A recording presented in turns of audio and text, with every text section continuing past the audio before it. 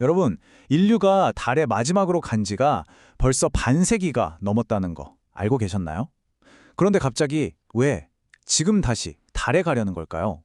오늘 이야기, 아르테미스, 달에서 화성으로 바로 이 질문의 답을 찾아가는 여정입니다. 그리고 그 답, 생각보다 훨씬 더 흥미진진할 거예요.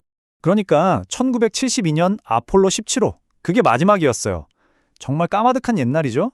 그런데 50년이 훌쩍 넘은 지금, 왜 그 막대한 돈과 노력을 들여서 다시 달로 돌아가려고 하는 걸까요? 그냥 옛날의 영광을 되찾고 싶어서? 그게 전부는 아닙니다. 자, 핵심부터 바로 말씀드릴게요. 놀라지 마세요. 진짜 목표는 달이 아니기 때문입니다. 네, 맞아요. 달이 아니에요.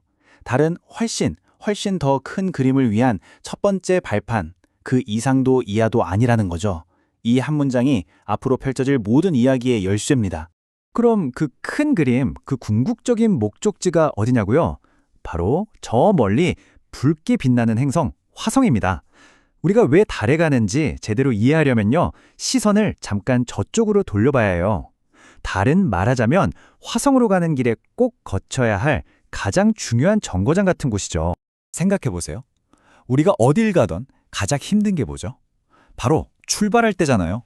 우주여행도 똑같아요. 이 지구에 엄청난 중력을 뿌리치고 나가는데 로켓 연료의 거의 대부분을 다 써버립니다. 정말 어마어마한 에너지 낭비죠. 그런데 달은요, 중력이 지구의 6분의 1밖에 안 돼요. 훨씬 가뿐하게 떠날 수 있다는 거죠. 그러니까 달에서 출발해서 화성으로 가면 연료를 엄청나게 아낄 수 있다는 계산이 나옵니다.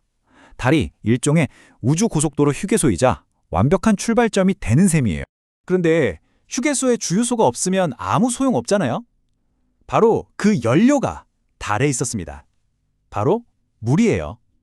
최근에 달 남극에서 얼음 형태의 물이 발견되면서 말 그대로 게임의 판도가 완전히 뒤바뀌었습니다. 달에 있는 물은 그냥 마시는 물이 아니에요. 이건 미래 우주 시대의 석유나 다름없습니다.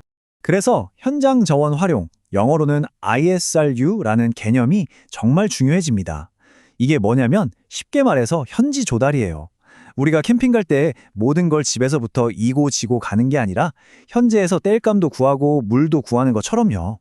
달에 있는 물을 쓰는 게 바로 이 ISRU의 핵심인 거죠.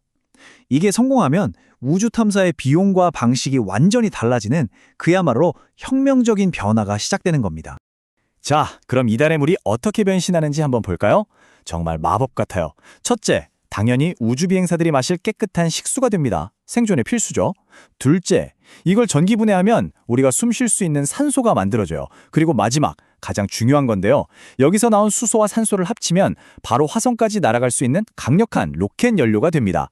와, 이거 하나로 식수, 공기, 연료까지 다 해결되는 거예요. 정말 대단하지 않나요? 자, 이제 왜 달에 가야 하는지는 확실히 알았죠. 화성을 위한 발판이니까요.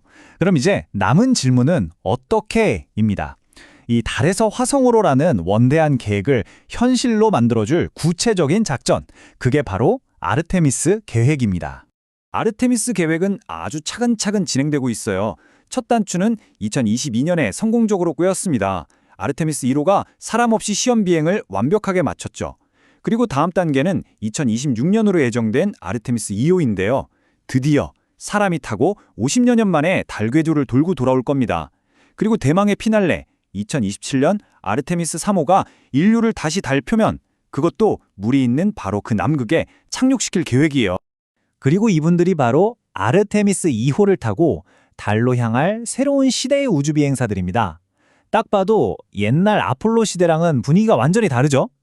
달 탐사 임무 최초의 여성이 될 크리스티나 코크, 그리고 최초의 흑인 우주 비행사 빅터 글로버가 포함됐어요. 심지어 캐나다 우주 비행사인 제레미 헨슨까지. 이건 단순히 기술의 발전만을 의미하는 게 아니에요. 인류 전체의 다양성을 품고 여러 나라가 함께하는 새로운 우주 시대를 열겠다는 상징적인 의미가 담겨 있는 거죠. 하지만 여러분, 이 모든 게 인류의 위대한 꿈과 과학적 호기심만으로 움직이는 건 아닙니다. 물밑에서는 아주 치열한 현실적인 경쟁이 벌어지고 있어요. 맞습니다. 새로운 우주 경쟁의 막이 이미 올랐습니다. 지금 이 새로운 경쟁의 주인공은 단연 미국과 중국입니다. 그런데 두 나라의 계획을 한번 보세요. 좀 소름 돋지 않나요? 목표 지역, 똑같이 달 남극. 핵심 목표, 똑같이 물 자원 확보와 기지 건설. 이건 뭐 거의 복사해서 붙여넣기 수준이에요. 마치 한정된 보물섬을 두고 누가 먼저 깃발을 꽂느냐, 그런 싸움이랑 똑같은 거죠. 이 경쟁이 이렇게나 치열한 데는 다 이유가 있습니다. 바로 이 조항 때문이에요. 옛날에 맺은 우주조약에 따르면 어느 나라도 다른 내 땅이야 하고 소유권을 주장할 수는 없어요. 하지만 아주 기가 막힌 허점이 하나 있죠. 먼저 가서 기지를 지으면 그 기지와 그 주변에 있는 자원에 대한 권리는 사실상 먼저 차지하게 된다는 겁니다.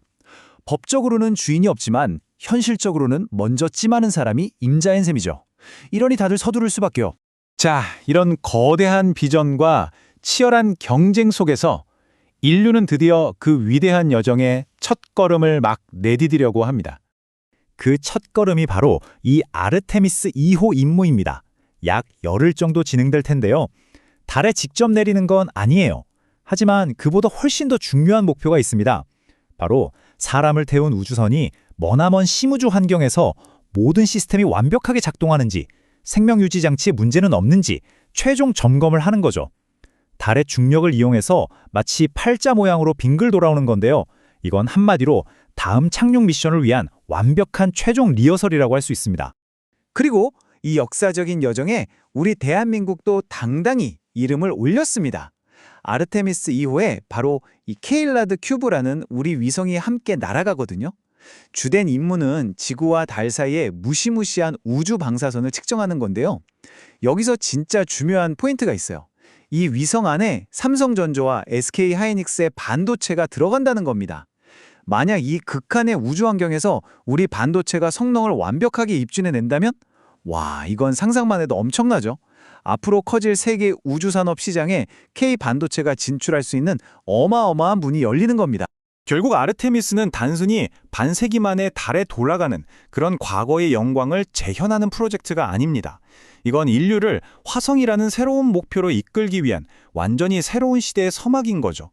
과연 우리는 달을 디딤돌 삼아서 저 붉은 행성에 인류의 발자국을 남길 수 있을까요? 그 위대한 역사의 첫 페이지가 바로 지금 우리 눈앞에서 넘어가고 있습니다.